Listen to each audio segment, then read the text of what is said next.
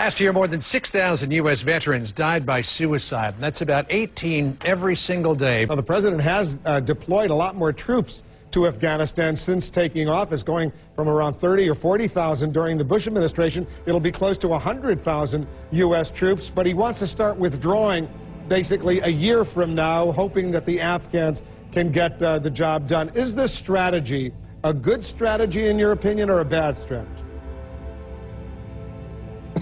Gee, let's think. I would say a bad strategy. I mean, you know, this is Afghanistan. They called it the graveyard of empires for a reason. I guess a lot of Americans, certainly I am asking, after 9 years of fighting this war in Afghanistan, why are we still there at all? And with apparently the terrorists that we thought we were fighting in Afghanistan now in Pakistan, is there a point to this? Well, I think the answer is no, there is no point to it. And you've put your finger on the big question that most people want to dodge. The war actually makes no sense.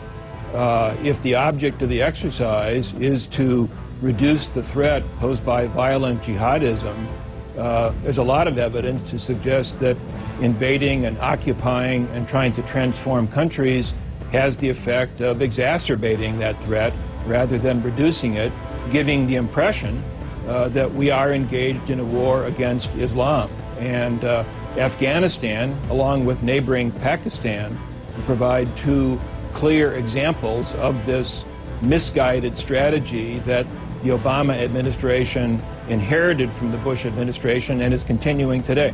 You imagine if we had a real serious problem, let's just say the Texas, New Mexico, Mexico border, and we had drug gangs that were controlling the border, and we couldn't control those drug gangs, and the Chinese government sent unmanned drones into New Mexico and Texas to assassinate the drug leaders for us.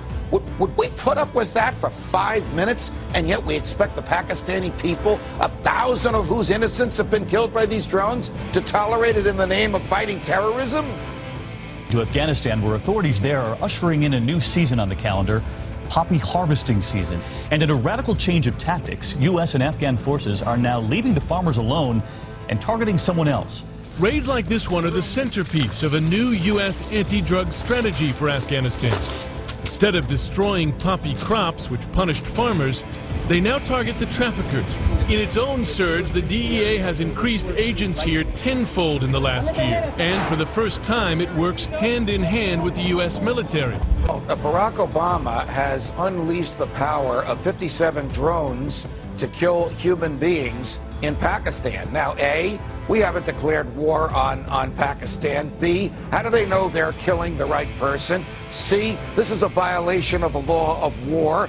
D, it's a violation of Pakistan's territorial sovereignty. This is something the government doesn't even talk about. 57 drones in 12 months, that's more than George Bush dispatched in 8 years. That's correct, Judge. And let's take it a little further. The people of Pakistan were actually quite friendly to the U.S. before the drones started flying over. I mean, the people must be confused and confounded, and all we're doing is increasing radicalism against people who initially had no grievance with us. And a drone, I mean, if you know what a drone predator is, you'd mentioned that Obama had actually deployed more than Bush. In the first quarter of 2009, over 900 civilians were murdered by drone predators. Wow. And what they are, it's basically, as someone put it, you know, some dweeb in Nevada, you know, does a little video game, and I mean, robots from the sky are killing innocent men, women, and children.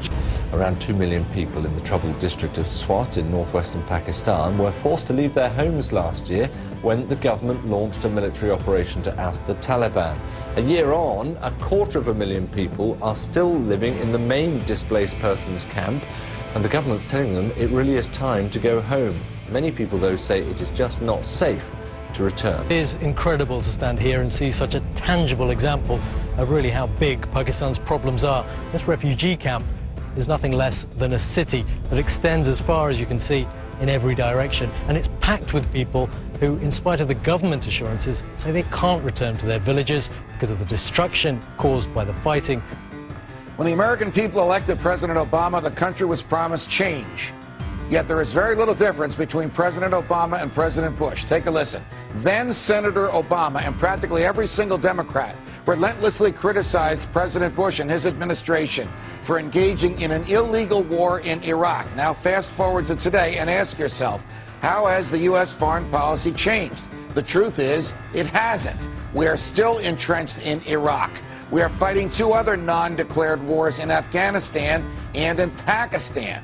There is a frightening level of saber-rattling between this administration, the Obama administration, and the government of Iran. They are actively pursuing al-Qaeda in the Arabian Peninsula and in Yemen.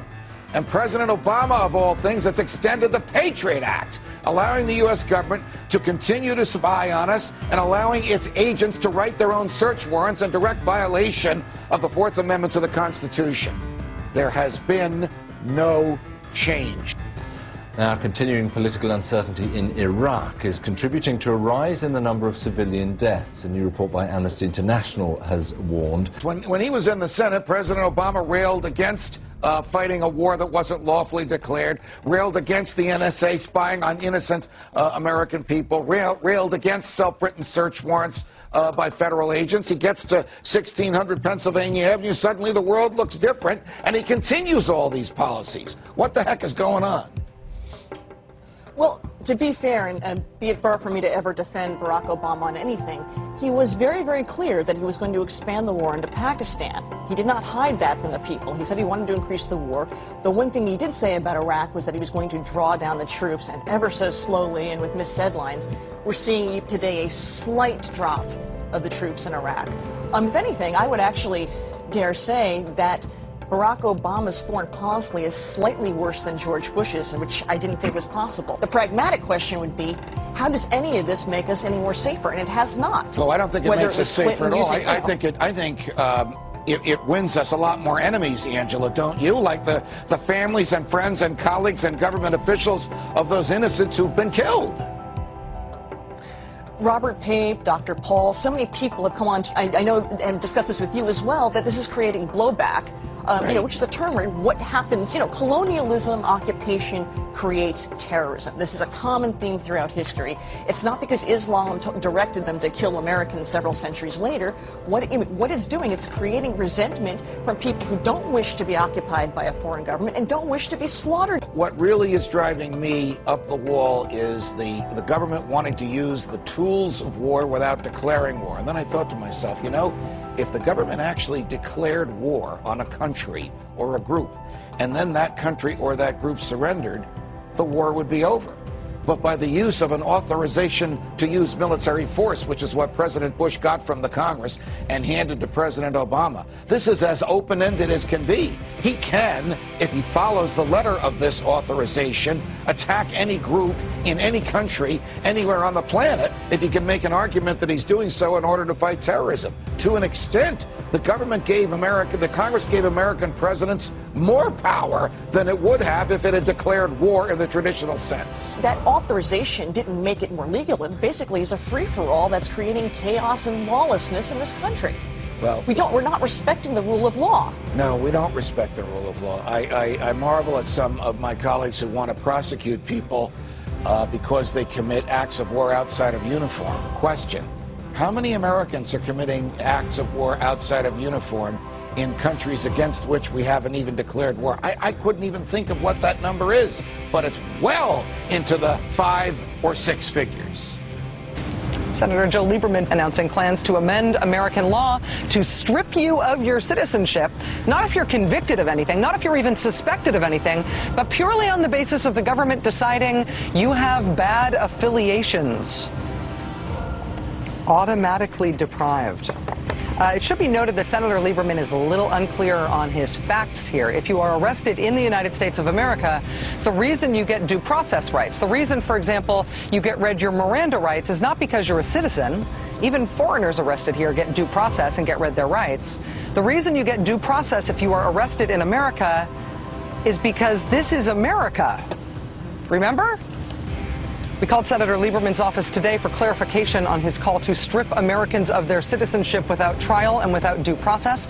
As usual, no one in his office would call us back. And we do call it an imperial presidency for a reason. This war is not going well because the foreign policy is defective.